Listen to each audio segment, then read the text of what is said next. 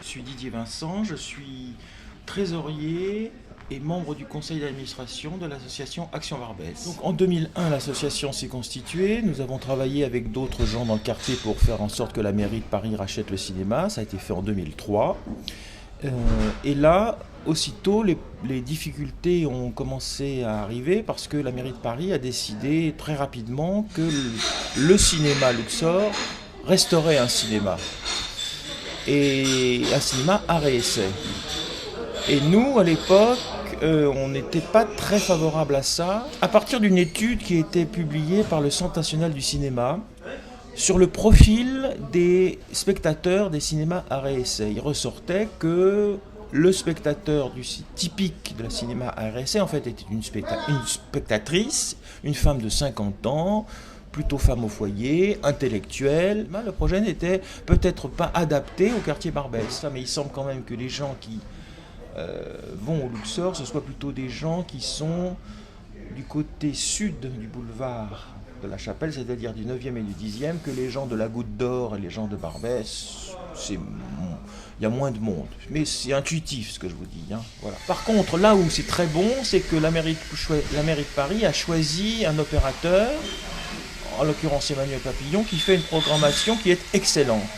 Donc je suis Emmanuel Papillon, le directeur du Luxor. Dans le cahier des charges qui est public, la ville avait souhaitait que ce cinéma soit classé art et essai avec les 3 labels. L'animation, effectivement, on avait décliné plusieurs axes, régulièrement des avant-premières, un ciné-club tous les 15 jours, une action qui s'appelle l'Université populaire du Luxor, qui est à 3 €, qui permet à des gens très modestes de venir voir des films. Et là, ce sont des gens qui viennent parler de cinéma. Oui, c'est un cinéma qui n'est pas encore classé, parce qu'il faut 1 an d'existence pour être classé. Et oui, je pense que c'est un cinéma qui est classé art et essai, qui sera classé art et essai, oui, bien sûr. Oui. Vous savez, 80% des salles parisiennes sont classées art et essai. Oui, c'est essentiellement, quasiment 90% des gens du quartier. Ouais.